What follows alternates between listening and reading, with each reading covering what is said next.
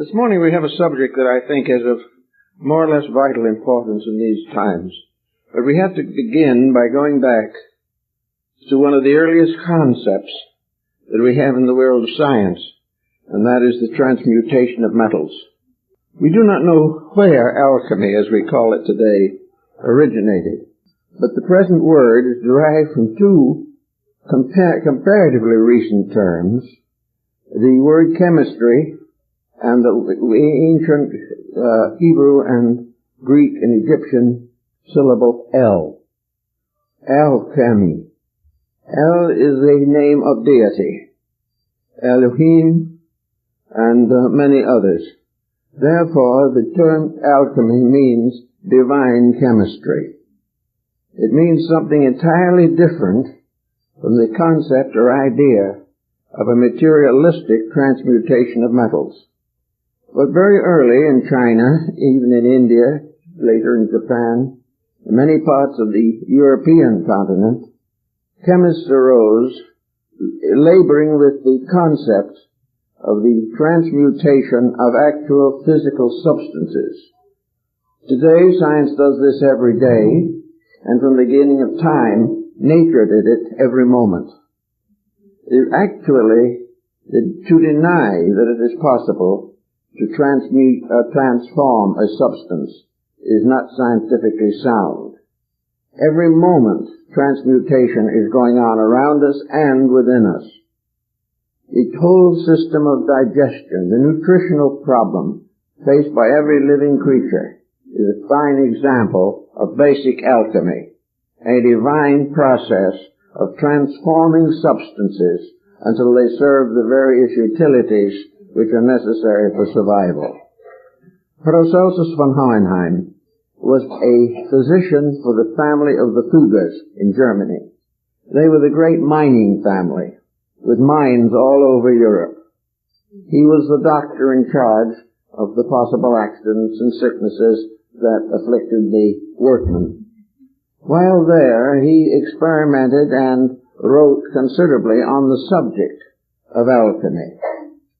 He pointed out, for example, that in the area where the various metals were mined for the Fuggers, grape orchards and vineyards stood on the outer surface, on the surface of the earth, beneath which these mines were located. Those mines which were involved with gold had a peculiar circumstance involved in them. If you took the grapevines that grew on the surface and burned them, you would find gold. In other words, the roots of the plants were picking it out of the earth also. Years ago, we had a character here in Los Angeles who had gone to his blessed reward, who was an alchemist. And naturally enough, for an alchemist who had to make a living, he had a cheese factory, which, by the way, if you study it carefully enough, is part of our story. But no one thinks that far. But this alchemist one day showed me a little glass retort about an inch and a half tall. About less than the size of a pullet egg. But in this was a little rock, and on the rock was a tiny layer of gold. It looked under a strong glass like a little flower, but it was actually gold growing in an hermetically sealed vessel. I tried to get the right to keep this as a preservation or as a proof of something, but I was never able to get it away from it. But anyway, he insisted that this little gold tree, or little gold thread-like vine, a leaf, a fern leaf-like thing, had actually grown in this bottle from the rock upon which it was still attached. That actually gold grows. Von Hohenheim also stated this, that areas where mining had exhausted all known gold supplies, 100 years later, gold was found again. In some way, gold continued to reproduce itself from a kind of seed. So gold gradually came to be a symbol, and it was as a symbol that it was of most interest to the mystical alchemists of the 16th and 17th centuries. To them, gold was simply a symbol of the human soul and the divine soul. Gold to them was a spiritual agent. It was a symbol of what man is as a mortal creature, and how this mortal creature can be transformed into a divine, enlightened power. Gold in alchemy in the 17th and 18th century was a synonym for soul.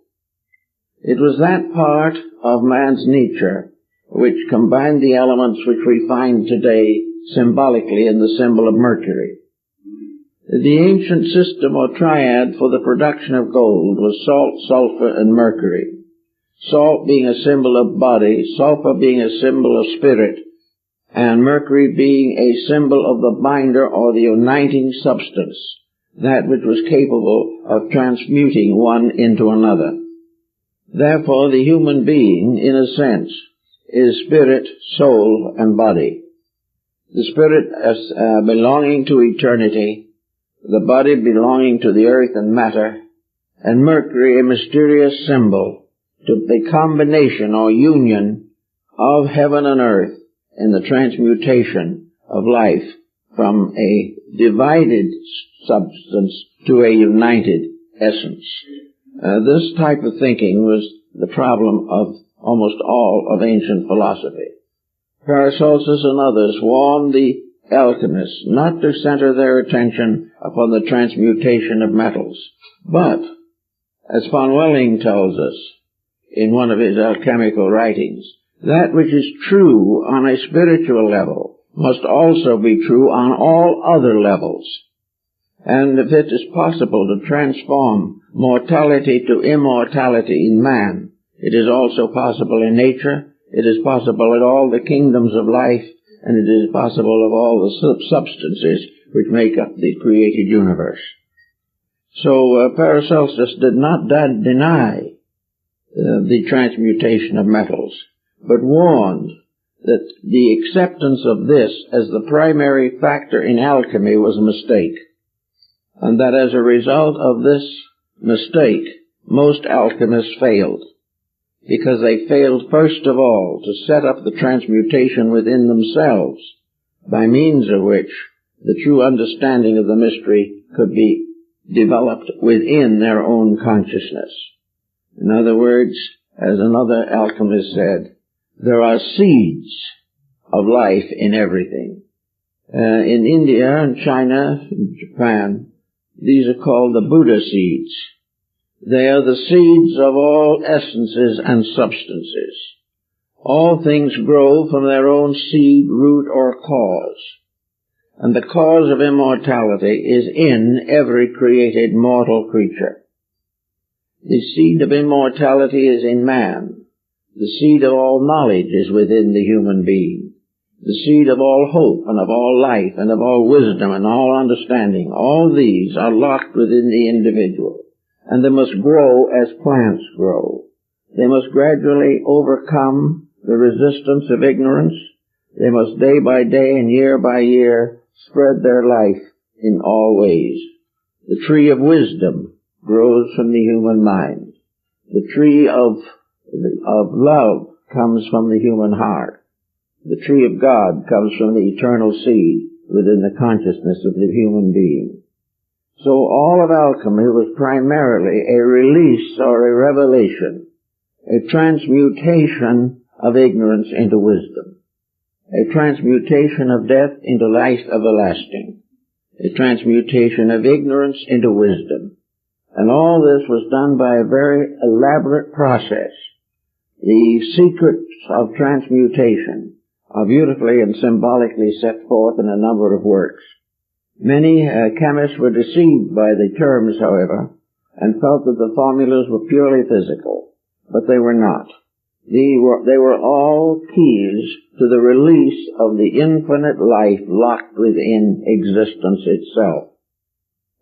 Transmutation was transformation, regeneration, resurrection, restoration, reformation. All these things are releases of the seed of eternity within time. the seed of life everlasting in the symbolic substance of illusional disintegration.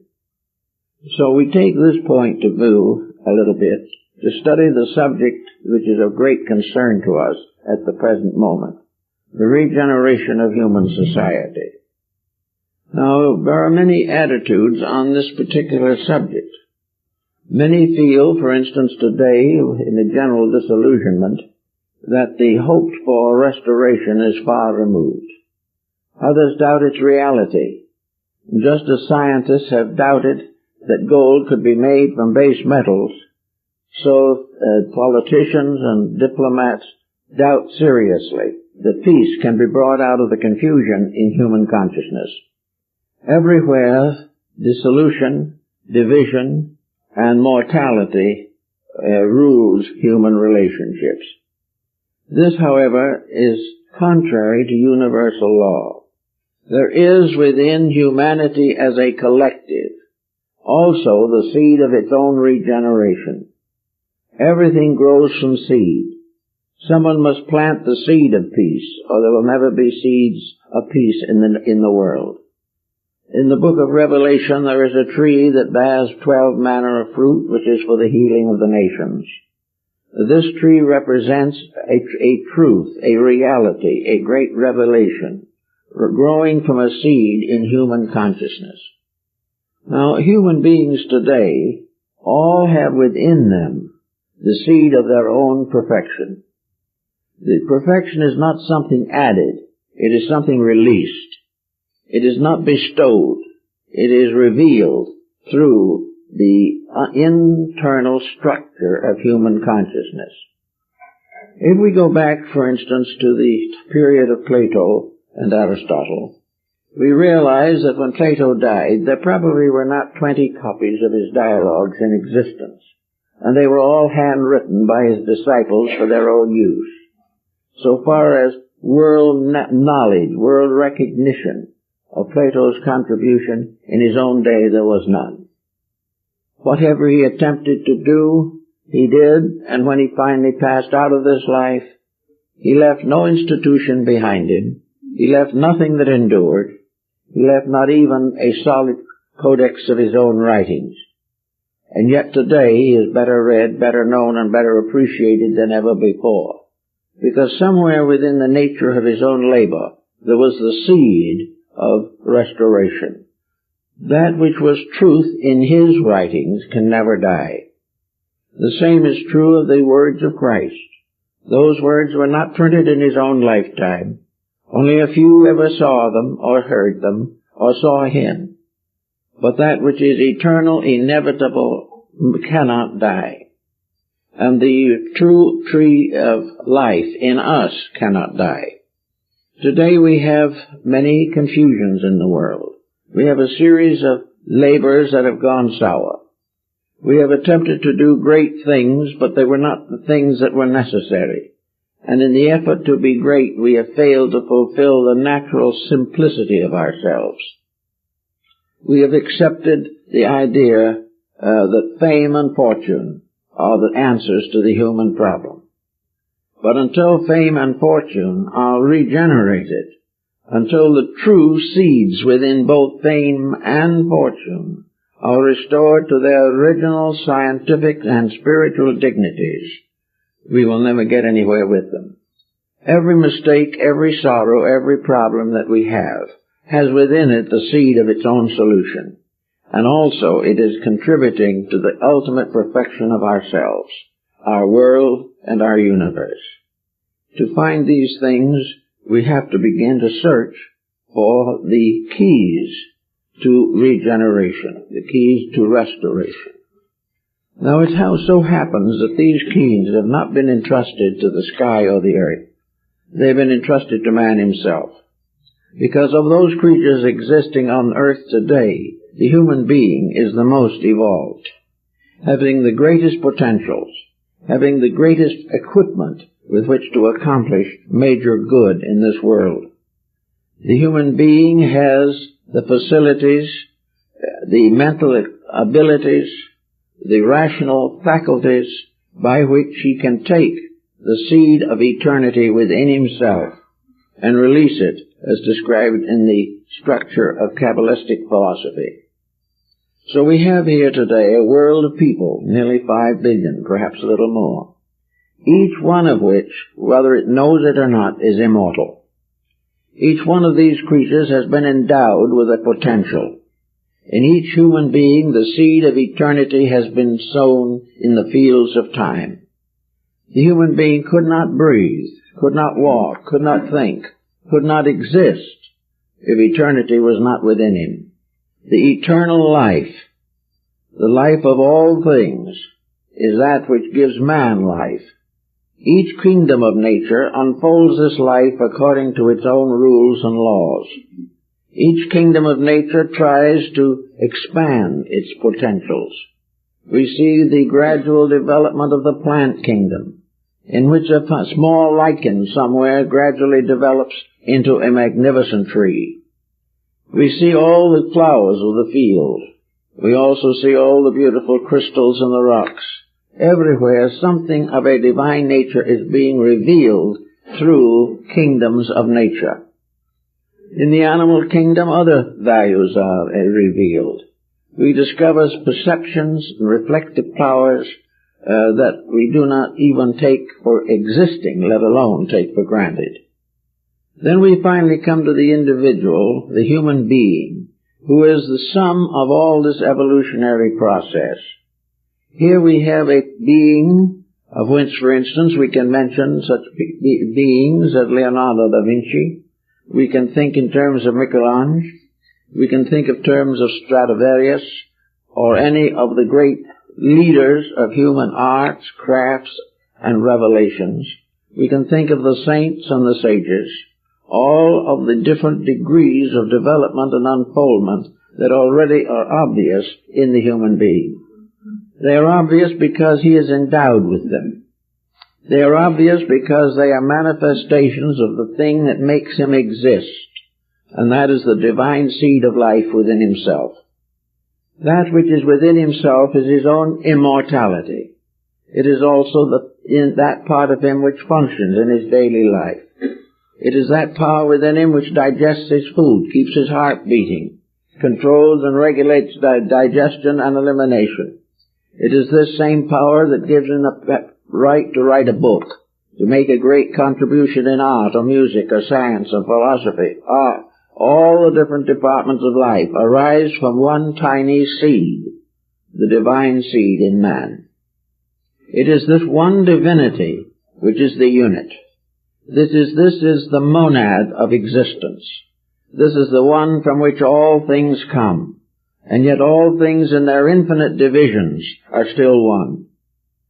From one source all knowledge arises. For one purpose all knowledge exists, and that is the perfection and growth of living things.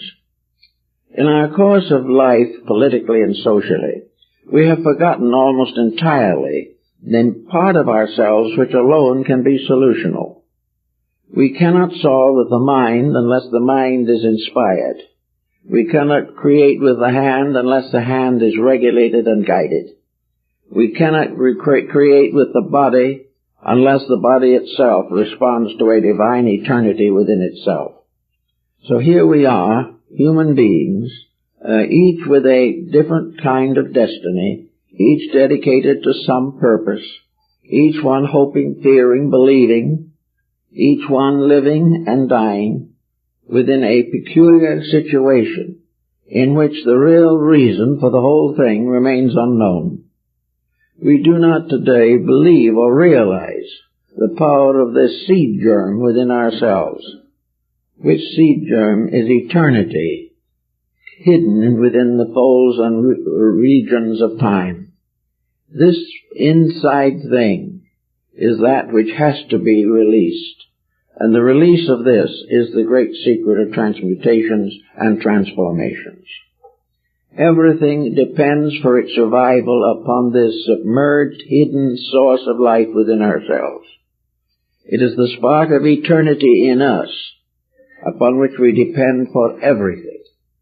And when that leaves the body at death, it takes with it every activity, every process, except disintegration. This is one of the reasons why it seems as though in this world there's been a great overlooking of something. We have been trusting each other on a level which is not trustworthy. We have tried to work out our problems without bringing into focus the one solution that is possible, and that is the release of the eternal plan through ourselves. It is the same with nations. From the beginning, nations have been compound individuals. They have existed with temperaments and dispositions. They each have their own peculiar specializations in life. They have their languages, their customs, their arts, and many times their religions and their languages. All these are parts of a unit, and the unit of a nation is a kind of collective atom. For each atom is a personification of a racial, or a cultural, or a social problem or pressure. So in the atom problem we have the atom who is Greek, the atom who is Chinese. But we also recognize that each of these compounds is ensouled. Each one of them exists as itself rather than falling into chaos, because the entire structure is embodying a principle. The development of humanity, the tree of races, means that a life principle is flowing through all races. And these races become branches upon a great tree. And this tree is the tree of life itself. But every nation is part of that plan. Every individual within a nation is a leaf or a twig or a bud upon a tree. A living thing depending upon one life. Now this means that whether we realize it or not, there is only one life. And this is the thing which is difficult for us to understand. In our way of competition, in our way of self-centeredness, each individual competes with another and tries to outdo others. In strangeness it may seem, there is no one to compete with, because actually there is only one life. And all competition is a mistaken belief that this life can be controlled in one direction or another, when in the truth of the matter, the creatures must be controlled by that life principle. The principle is not divided. There is no such a thing in the principles of things as the various structures we set up and defend so stoutly. We defend our politics without realizing that all government rises from a tree, and that the root of this tree is in eternity. We believe all arts and sciences have their sources in the various geniuses which created them and which we regard as their patrons. Actually, however, painting, music, literature, architecture, all these are trees growing from one root. Life in all of its manifestations is one life, diversified through expression and through creation, but never actually divided. If one of these arts should actually die, all would die with it, because it is part of one life. Now these various plants and things becoming like individuals, nations, develop characteristics. They develop likes and dislikes. They are influenced by longitude and latitude. And today they are influenced largely by lassitude. They are influenced by fable, by myth, by tradition, by heredity. All these things seem to divide these nations from each other. But as we find so clearly pointed out in the Shakespearean plays, some of them, especially The Merchant of Venice, every one of these various factors depends upon a common feeling, a common reality. If a child dies, does not its parent weep, regardless of race? If someone is killed in an accident, is there not a tragedy, whether we know that person or not? If a nation destroys itself, or tries to, is this not a catastrophe, regardless of what nation it is? Is it more beneficial to life for a small country to die than for a great one? All are one. There is only one nation, and that is the humanity itself. There is only one art, the art of living. There is only one science, the science of salvation. There is only one religion, eternal hope of good. Now, if we can begin to get this oneness out of to where we can see it, it can do a great deal with it. And yet, to the average person, this oneness is more or less obviously necessary, but no one pays much attention to it. We think of each person coming into the world as an individual, free to do what they want to do, and that the life within them is bestowed in order that they may be able to do what they please.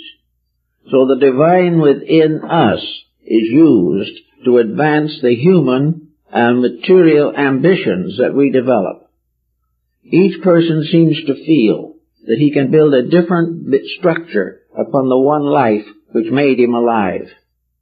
He seems to believe or think that he can create a destiny for himself, using this one divine power as eternal life, but that divinity is merely a fuel which permits him to do as he pleases. Then, in spite of everything to the contrary, the individual is not responsible to anything for the use he makes of everything. This is a factor which we have never been able to completely overcome, but we're getting more and more into the situation where if we can't understand it, we're going to be in a very bad way. We are still hoping that some way, in some manner of our own conjecturing, that we're going to be able to arbitrate these differences, that each individual will be able to continue to do as he pleases, but in some way the power to please in a destructive manner will be reduced. I think the answer to this is something for science to give a lot of thought to, because the first thing we need to know now is the thing that science can't tell us, and that is, what is life? What is the eternal energy that sustains things? What is the mysterious seed from which all life comes? In what ground is mortality planted? In what part or field of space does evolution move? Actually, we have to look very carefully to see what is life. Is life motion? Not necessarily. Is life ambition? Hope? Is it tragedy or comedy? Is it contained within any structure that we have developed? The only sensible way that we can really approach this is the way we have never used, and that is to recognize that in substance all of these things are the same. They are all specializations within an indivisible reality.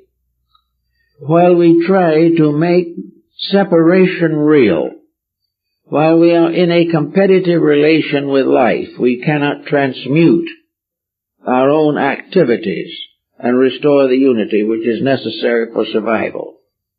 We have to gradually recognize this problem of alchemical transformation. But before we can really accept it, we have to have some psychological proof, some form of evidence to give us confidence that this is true. It is not enough just simply to say it. We must in some way become aware, completely aware, of this inevitable reality. So aware and so conscious of it that we are enabled to develop its resources within ourselves and share them with others. The alchemists, and they're working in their little laboratories, were all looking for something. We find many accounts of them, and in several great European cities there are the old buildings called the houses of the alchemists, famous even now because at some time a mystical chemist lived there and labeled to perfect his works. Now, if this alchemy of the problem is real, how are we going to find out about it? How can we transform this searching into a discovery? Well, in the old alchemical system, there was a mysterious being called Elias the artist. Elias is the patriarch referred in the Bible as one who went to God without death. And this mysterious power, Elias the artist, would come in the night to some alchemist who was considered worthy and would give him the secret, or give him perhaps a few grains of the elixir of life, of the transmutation, would stay a little time and then disappear and never be seen again. And in each case, the Elias power left some proof behind it. It left evidence to the chemist himself that there was an answer, that there was a solution. And in some cases, as in the case of Sendivogius, this powder actually was used by him to transmute base metals, and apparently physically, he believed at least, it accomplished this end. Or was it true that Sendivogius also knew and put into symbolism what this powder really was? That it was not there to transmute base copper or bronze or iron, but to transmute base ignorance, superstition, or fear into the realization of truth. I think we have to recognize that the great transmutation must be in some way justified by human experience itself. We should be justified by the mere fact that we are alive, because the very existence in which we live has never been explained adequately. We do not know where we actually came from long before there were stars. We do not know where we are going after the last star goes out. We do not know what we are made of, except of substances that are held together by a strange magnetic chemistry. We know that we live from day to day upon life. We know that the very process of digesting food is an alchemical process. But we also must realize that this process goes to the acceptance and digesting of experience, which is another kind of food, a kind of food that nourishes mind and understanding. That we must also experience the mystery of love, of divine acceptances of things.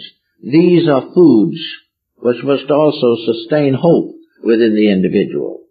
Therefore, those things necessary for the attainment of the alchemical transmutation must be experienced within the person.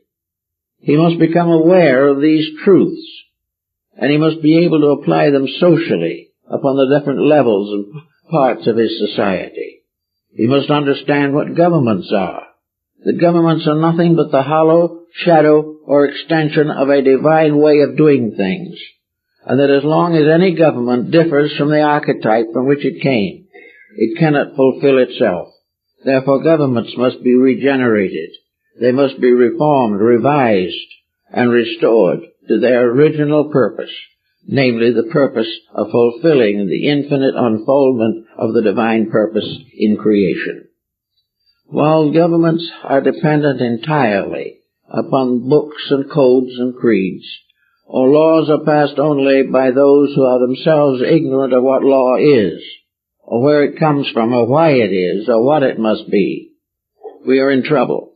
But as long as we are willing to build our laws solely upon previous laws, or upon the previous incumbent in public office, we will never get to understand the final great fact, namely that all things obey except man, and out of his disobedience fell the angels. Every part of nature except man is incapable by its own constitution of actually violating universal law. It has no initiative.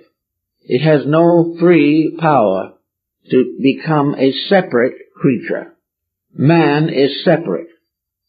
He is separate because potentially he is capable of a greater advancement than any other kingdom of nature on this earth. He is the leading power here. All previous embodiments on this planet have been leading toward him.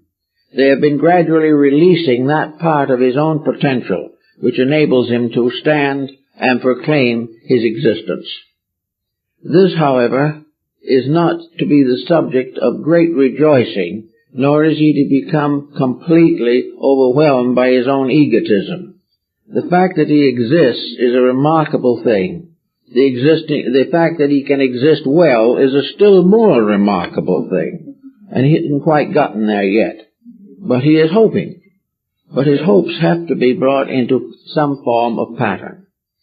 And when the old time, in the Bible, they spoke of the earth as a garden, and considered that man was the gardener. Well, a gardener is one who takes care of the plants. We're not really doing that. As gardeners in the garden of life, we are not protecting it. We are exploiting it. We are not doing all we can to preserve it. We are doing all we can to make it a servant of personal ambitions.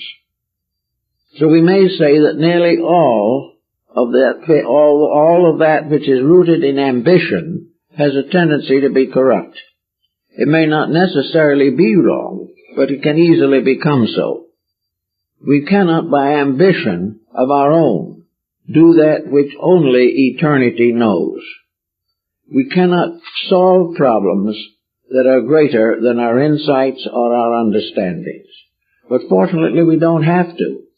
We only have to come into a harmonious relationship with the great plan of life itself. And this is what, in a large way, alchemy really represented. It told us through human digestion and the digestion of metals that there are processes going on that if we do not interfere with them, corrupt them, or pervert them, are magnificently sufficient. The only thing we can do is cut ourselves off from life by the misuse of it. We can only destroy that which we have labored so hard to build: bodies, attitudes, institutions, nations, governments, parties, and policies. All these things we have built up only to destroy them by our own selfishness. Now we say that's a very great tragedy. Yes, but unfortunately there is still another point that is more important. Namely, if we can destroy them, they are not the thing we are seeking. Anything that can be destroyed is not part of the reality, which is completely indestructible. Therefore, we have to gradually bring our own consciousness into relationships with things in which we become aware of the indestructibility of truth. Until we realize this, we will continue to destroy idols we have set up, falsehoods we have deified, until finally we turn against them. Now, in the closing years of the present century, many of the ancient esoteric arts have come back into focus. 50 years ago, an astrologer was considered to be mildly mad. Today, he is becoming more and more interesting, and not only to humanity, but to the sciences. And there are a great many liberal thinkers who, in the last generation, would never permit themselves to study such matters. We came along with acupuncture, which for 2,000 or 3,000 years was used in China and scoffed by us. And all of a sudden we're interested in it. We're interested in the I Ching. We're interested in yoga and Vedanta. We're interested in esotericism, psychism, every type of thing that was once important, then passed into submergence, and now begins to come out again. Why? Because we are becoming more and more, might say, fearful.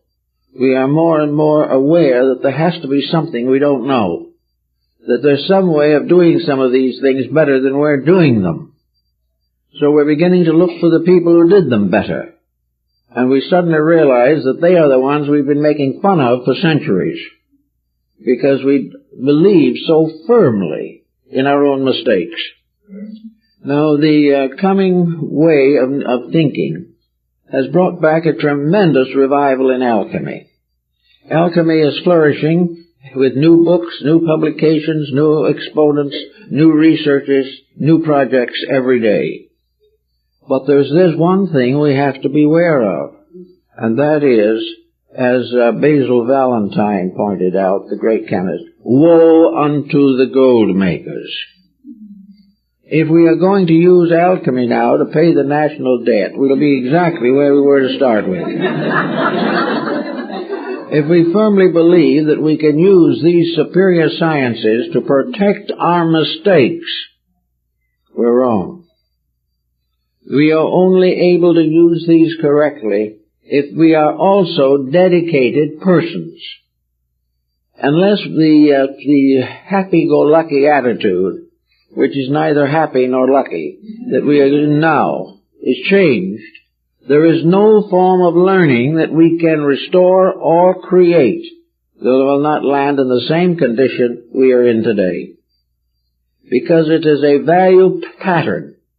We have to change the basic relationship between ourselves and life. This is the great transmutation. This is the secret of the philosopher's stone and the elixir of life.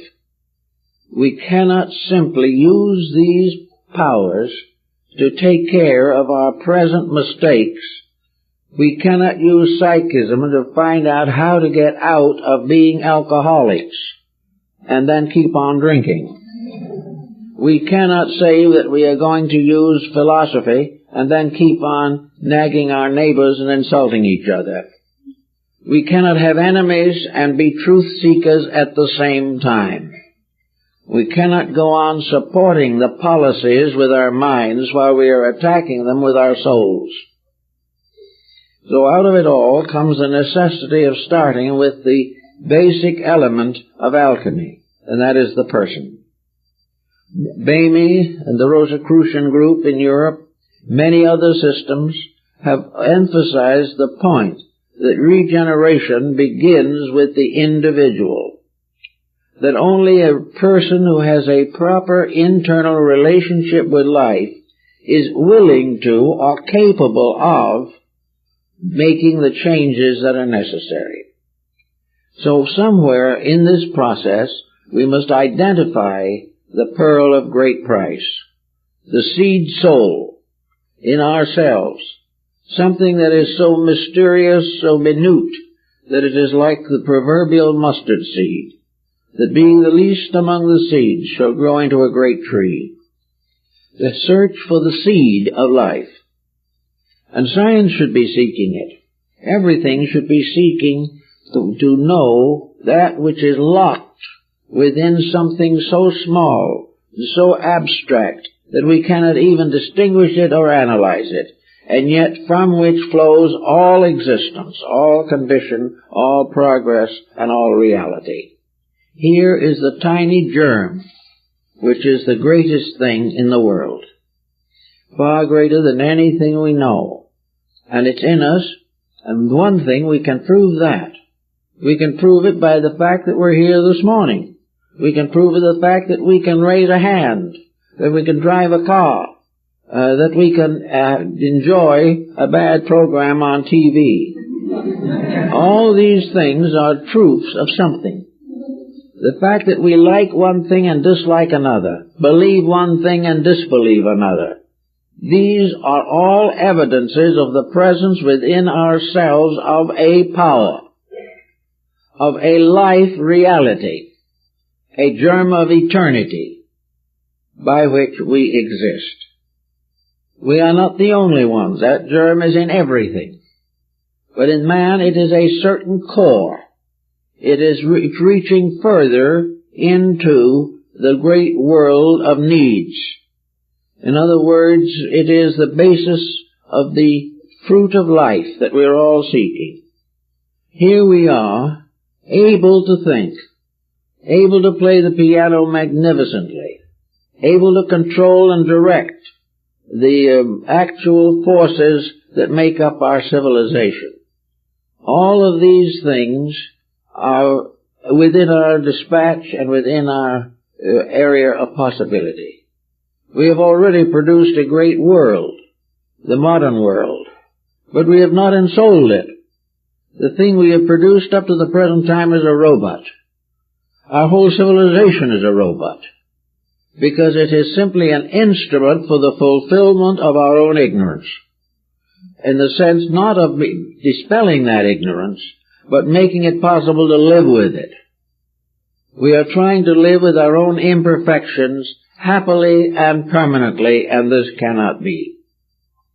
The only way we can get over our disasters is to get over the weaknesses and fallacies in our own minds and hearts. So the first thing the alchemist has to do is transmute himself. He has to make sure that he deserves greater power than he has. He must make sure that if he is appointed to public office, he will be incorruptible and will also vision clearly within himself the true needs of people. If he does not know what they need, why should he govern them?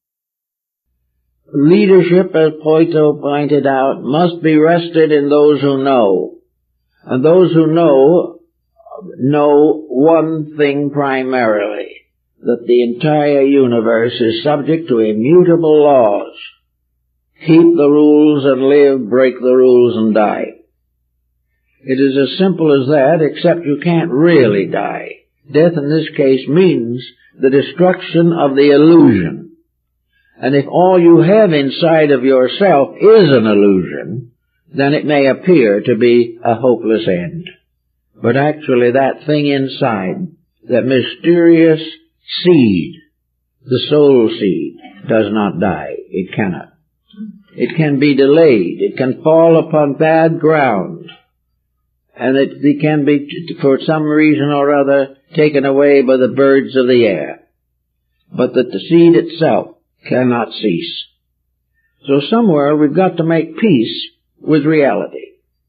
If we don't make peace with it, we're not going to get the results that are necessary. But how are we going to make peace with it, whereas in the moment our entire life and thought is based upon transitory, impermanent, and inconsequential attitudes? How is the average individual to become capable of ruling himself, let alone ruling anyone else? Well, this should be part of education, but it isn't.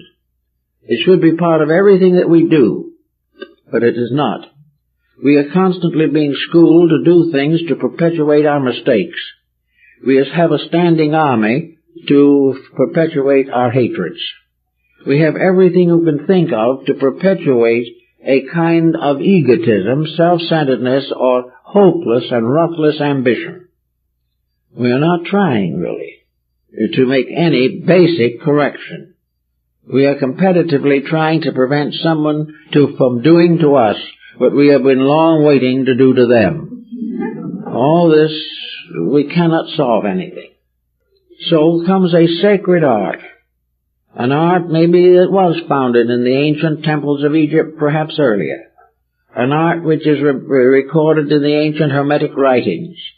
The books of Hermes Trismegistus, found in the scriptural writings of all peoples. This mysterious secret art, secret science of personal redemption.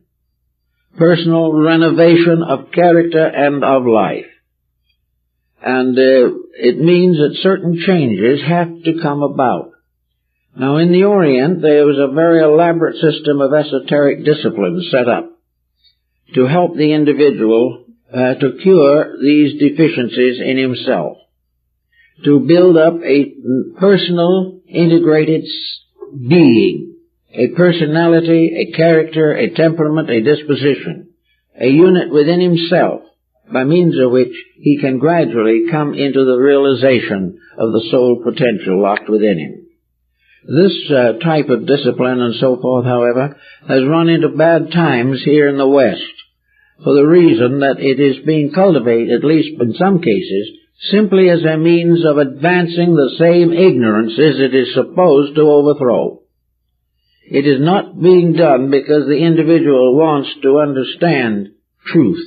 It is because he wants to be wiser than someone else and benefit by it. So wherever these exercises are given to help the individual to be greater than his neighbor, danger lurks. If these exercises are to release him from those things which he has never corrected in himself, it's bad. If, however, it is a simple desire to find truth, not for self, but for the common good, then there is legitimate progress to be made. But all this progress begins with very simple things. We have these powers. We have within ourselves this seed of eternity, this tremendous dynamo, this enormous, incredible current of life. And just as a house is lighted by electricity from one great station, so our own individual magnetic fields, our electric selves, are all fed by the energy from one eternal plant. And that eternal plant is the divine life. But that energy is living energy, conscious energy, wise energy, loving energy, and not simply blind force. So in order to manage and work over these problems, the individual must begin his own alchemical researches. Of course, as in the older days, he will be ridiculed, and in many cases the alchemists were persecuted. Some of them actually died for their beliefs. There were martyrs in all fields of human regeneration. But still, regardless of all these things, we have to go on to try and find a way to reaffirm our own total unity, the unity of all that lives, that we are what Buddha called a vast commonwealth, that we are a kind of cosmic commune in which all existing things are citizens of one life principle, one life world. Visibly, we can't see it as so small. If we had the eyes of Bamey or Emanuel Swedenborg, we would see it because it extends beyond all conception. It is more vast than the vision of Dante. It is a tremendous situation in which, could we see this cause, it would no longer be a tiny little thing that we can't find. It would burst into something that covers the universe from end to end with eternal effulgency, filled everywhere with life and meaning and reality. Now, man, as St. Thomas Aquinas has taught, is equipped to handle this.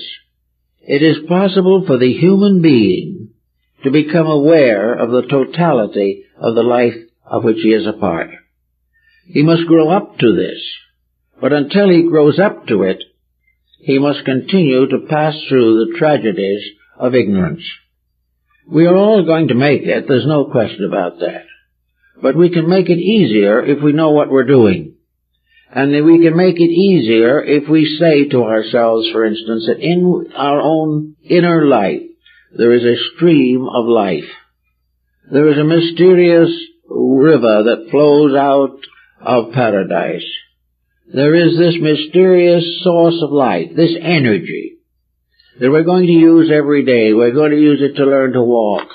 We're going to use it to learn to speak. We're going to learn it and use it to build a house. We're going to use it for all kinds of labors. This one great energy. And we are releasing it little by little. Because if we released it all at once, it would destroy us. It would be far too great for this body to maintain the challenge of a wisdom far more perfect than itself. So we only gain a little insight at a time. But we can, by a little effort of our own, become aware that we have a responsibility to the fact that we are alive. Nothing is here for no reason. Everything has purpose. Each individual, when he reaches maturity, has become a custodian of life. He has become part of a great living mechanism. He has become part of a tremendous flow of energy. Energy which he cannot master, but which he can learn to use. As he uses it, he no longer abuses it. And when he gets to the point where he can transmute his own mistakes, where he can begin to see the things he did not do well and try to do them better, when he comes to this condition, he is already well on the way toward an enlightenment. Now, what are the immediate fruits of this enlightenment in terms of alchemy? Those who possess this power, this mysterious elixir of life, who are masters of the golden stone, these individuals still live here just like everyone else. They are forbidden by the rules of their orders to even reveal that they are different. They live in this world but not of it. They have a tremendous life inside themselves and are not dependent upon the encouragement of their neighbors for survival. They cannot be captured within the framework of a bad law. On the other hand, their wisdom and insight shows them how they can live surrounded by laws that are not good and still be right themselves. Actually, the alchemist is no longer just a citizen of the country in which he is born. This point was well made by the Greeks and by many of the ancient peoples. Namely, that it is a mistake to assume that there are only certain realms in which the human being can function. There are not only the gods above of the Greeks and mortality below. There are something in between.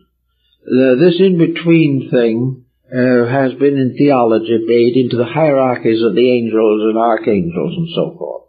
But in the classical times, there was a state between mortality and divinity. And this was the state of the heroes, the heroic state. Or as one Rosicrucian said, there is a race that exists on a plane above us, made up only of those who have been born into it through their own wisdom. And they are called the servants of the Generalissimo of the world. So this race, so to say, this superior order, this heroic order, is composed of those who in this world have achieved freedom from negation and have dedicated themselves with those who have gone before to the ultimate service of all that lives. These heroic powers, which we develop through our own integrities, become the basis of a release from the mistakes that have been made. Once we have this correct inside knife, we know why things happen to us. We are no longer moved by the things that we call joy and sorrow. We live in a state of truth, in which all things have their own right and natural existence. We are not subject to any of the calamities that befall ignorance, because we are no longer ignorant. And no matter what is done with civilization, no matter how many laws men pass to improve each other's condition, suffering, sorrow, and death will endure as long as the causes of them have not been corrected within the plan of things. So in alchemy, as we see it, we can face into a great many interesting and remarkable facts. We can say something that primitive people, for some unknown reason, have long sensed. Sophistication has been a blinding factor. When we began to overestimate ourselves, we underestimated everything else. And when we began to think of our own magnificence, we forgot that we are tiny pebbles along the shore of a vast ocean. So that we have to gradually get back to a certain simplicity. Nearly all primitive peoples have encountered one level of relationship with life that is important. They don't understand everything. Perhaps they are merely shamanistic peoples. But they do, most primitive people, have a realization of the tremendous integrities of some power, something greater than themselves. On various levels they interpret this power. To some it's ancestor, to others it's totem, to some others it's the beloved dead, to still others it is monados, or great ones who walk among the mountains. But in every case, these people have a natural esotericism. They have natural mystical qualities, which they have not outgrown by sophistication. Now, it's true that these faculties are genuine in many instances, and it is also true that they have gradually dropped out of sight. Well, the answer to that is also understandable. The reason why primitive psychism has gradually faded away is because it again became a blind alley. Primitive psychism kept the individual from actually realizing the realities. It was a kind of protection. It was as though parents were taking care of children, and the child turned to the parent for everything, or turned to the teacher for everything. But after a while, the child grows up to the point where it must make its own decisions. It must no longer lean or depend. It can no longer depend for its survival upon some benevolent power beyond its understanding. It must actually learn to stand, to live, to become a being, and transmute negative natural relationships into positive natural cooperations. It is not enough that we should believe in a summer land beyond the grave. It is that we should have the intelligence and the intellect to use all of our extrasensory perceptions as nature intended. Service. To use them entirely to help to discover this divine reality, which is the end and goal of our search while we remain in the human stage of development. So we have to keep on working with this problem. We have a lunch and we eat something. And this something mysteriously gets absorbed, transformed. We don't tell the stomach what to do. Sometimes we put it in a position where it can't do anything. Under such conditions, it becomes a little resentful. Then we bring out the bicarbonate of soda. But all the processes of the body, from the beating of the heart to the nutrition of cells, everything that happens within this circumference of our skin is incredible. It is a miracle upon miracles every moment. There seems to be no way in which we can explain the wisdom of body cells, that we can actually realize the conscious cooperation of tissues. We cannot understand these things, because in some mysterious way our mind has sort of outgrown being a small cell, and we are now interested in trying to be a greater cell somewhere else. But actually, the miracle of existence is present to us every moment. It is present to us in the birth of every child that comes into the world. It is in us in every proof of the continual principle of life that is transferred from one generation to another. How, we do not know.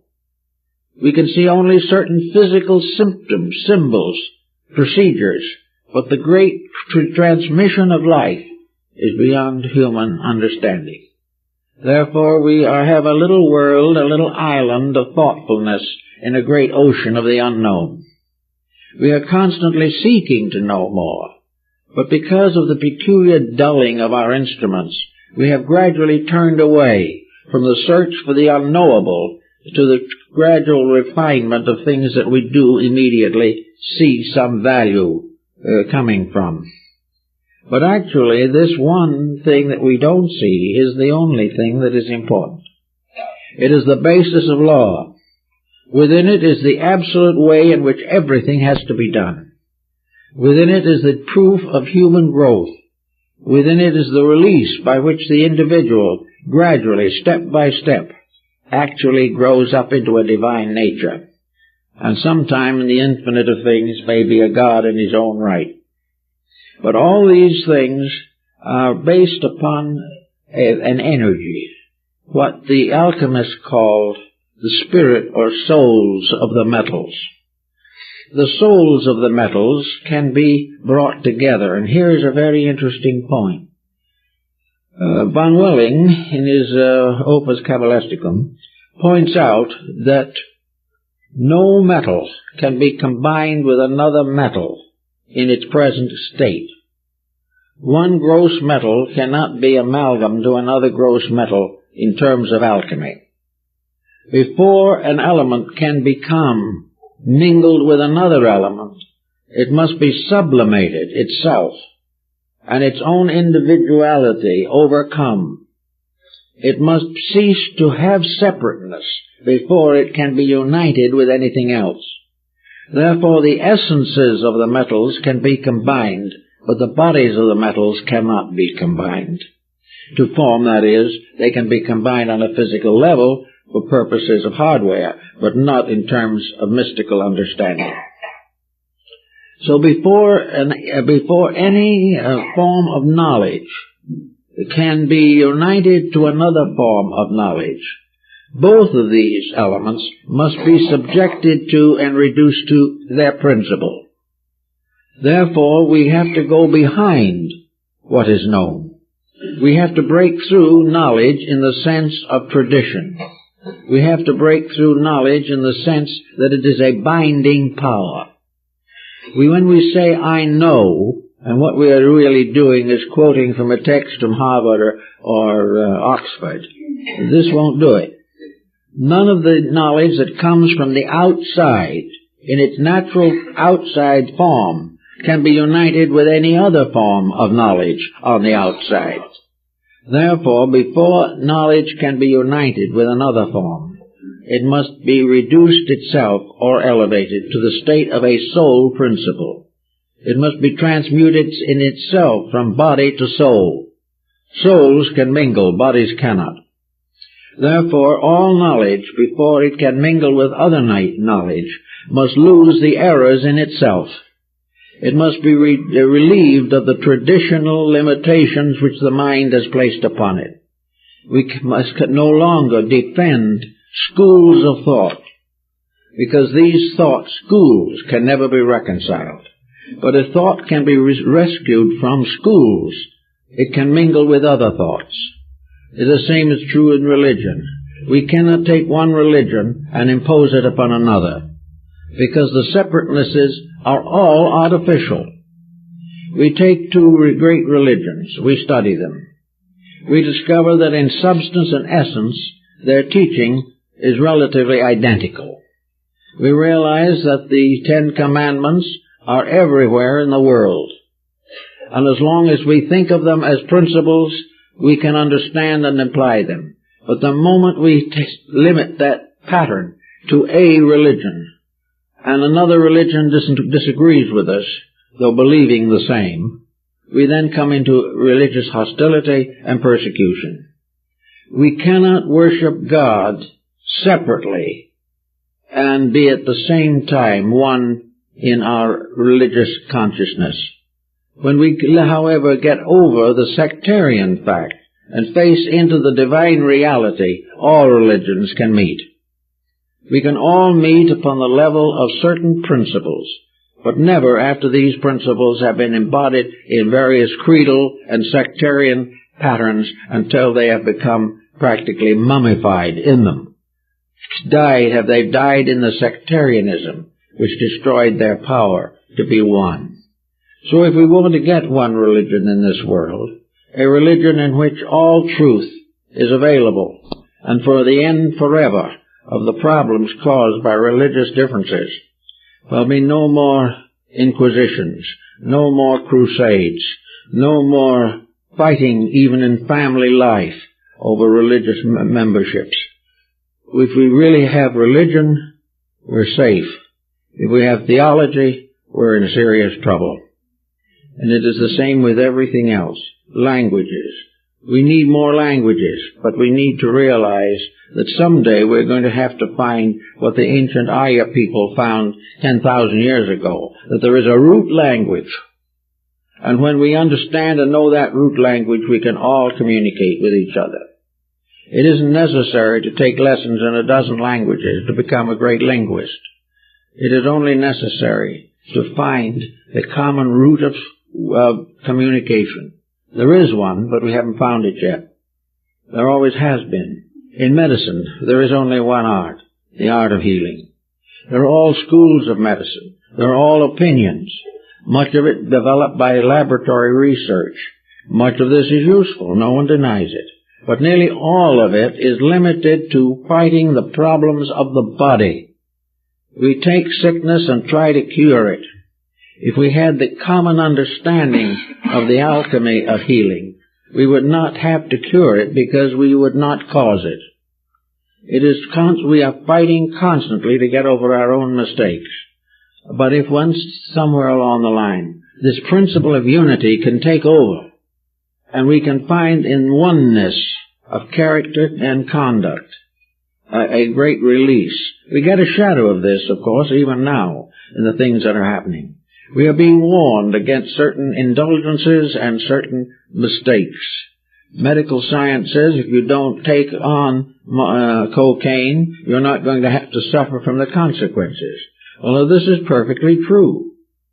But there should be something else, deeper, that prevents the individual from even considering the use of cocaine.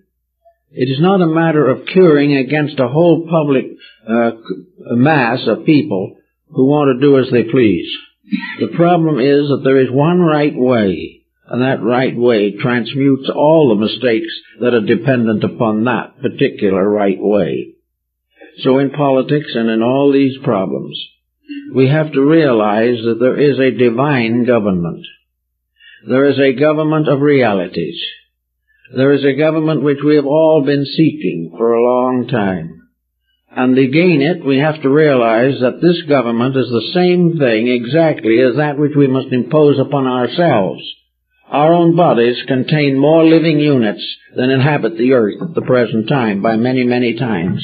Yet we have no great problems with them because they are occurring within a disciplined pattern.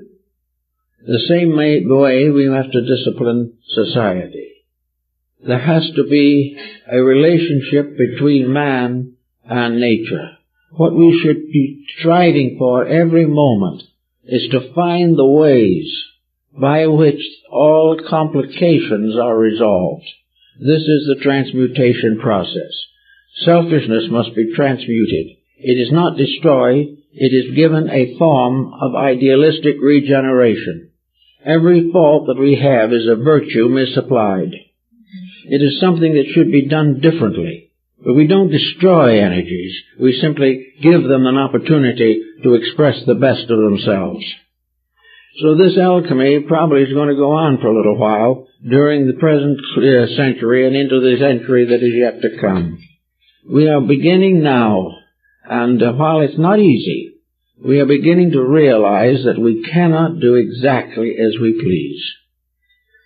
That if we insist on trying to succeed at the expense of everyone else, we will all fail together.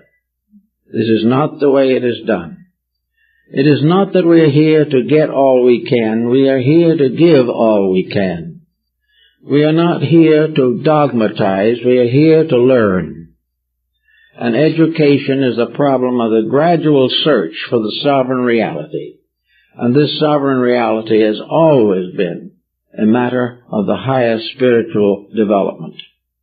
It is something in which here and there one will arise, born or cultivated, by his own or her own inner values becomes aware of the facts. And maybe not yet has anyone been aware of all the facts. But we are gaining step by step the first big lesson. And that is that there are rules, the game of life, and these rules are not made by human beings. These rules are inherent in the life principle itself. We cannot misuse life without sorrow. We cannot take something that is intended for the common good and try to apply it only to ourselves so that we may have special profit. This will not work. So we watch around us. We see things that a lot of people feel very unhappy about. But we also realize gradually that our own fumbling is becoming unendurable. We are in trouble every minute. We are in trouble because we have gradually complicated our mistakes. When we were a small group of people living on a large planet, our mistakes sort of faded away. Everyone took his mistakes to the grave with him. Now, however, these mistakes are being circulated through one nation after another. All of a sudden, we are one vast family. We are in one humanity in conflict and stress with parts of our own family. Everywhere, the struggle for survival has been multiplied in its intensities, and the survival idea has been lost. We are all struggling not for survival, but for domination over others. So this keeps on going, and all of a sudden it looks pretty bad. We can see now what we couldn't have seen 25 years ago. And actually, this is growth. We are now bewildered. We are intimidated. We are at loss. We do not know what to do next. We do not know where to turn for instruction. But we are therefore in the condition of the prodigal son, who has wasted his substance in riotous living, and has now repented and is trying to find his way back to his father's house. And this is what we're all doing, whether we realize it or not. We're all trying to find the way to correct the mistakes that exist. And the mistakes are scientifically controllable.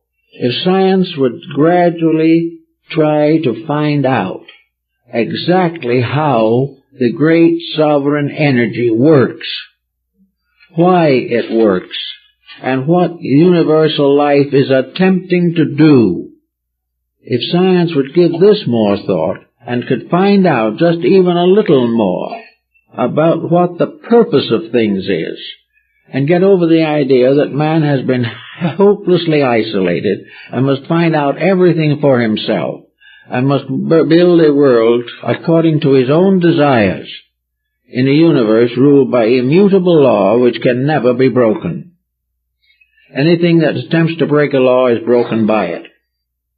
If science, then knowing its exactitudes, and being able now to make ships that will go to the moon, headed for Mars almost immediately, if someone can bring this point home, that the one great answer that we must find is why we are here, what we are here for, and how we can work together to fulfill a purpose that we can never dominate, but we can venerate, recognize, and cooperate with. We can always realize there are not many ways of doing it right. We never have the freedom of choice that we think we have. For each individual, finally, there is only one possibility of choice, and that is to choose what is inevitable. This understanding can also begin to work in our lives. We can get over a lot of the pressures of family, a lot of the inconsistencies and inharmonies of daily existence, if we try to the best of our ability to live according to the life within us. And this life says, this is only one, and all others have it. When we speak of another, we are speaking of another self. We are speaking of ourselves. I remember the little story from Japan when I was there, talked to a Japanese, and we saw two men bowing frantically to each other in the lobby. And the friend Miss Me says, you know, this man, that man over there is bowing, is a nice fellow. And this other man he's bowing to is a rogue. Why should a good man bow to a rogue? Well, my friend said there were two reasons. First, this man is a rogue, but behind that rogue is God, regardless of what he does. Because if God wasn't there, he'd drop dead in his tracks. Therefore, there is a divinity in him, and this is respected even if his conduct is not. And he says there's a second reason also. Bowing is good for the stomach. So the least you get out of it is a little help. And with a little help like that, we can go a great way. And by gradually trying at least to bow to the truth as we confront it, and making every effort to overcome every dividing factor in our lives, and trying according to the best of our ability to recognize that with us always is a power that we should respect and venerate. that this unseen guest is the source of ourselves. And we may not see it for a long time, but we know its presence. And the more we know about it, the more we respect it. And out of respect comes love, and out of love comes obedience. So if we all work it out the best we can, the universal transmutation will take place. Well, that's it, folks.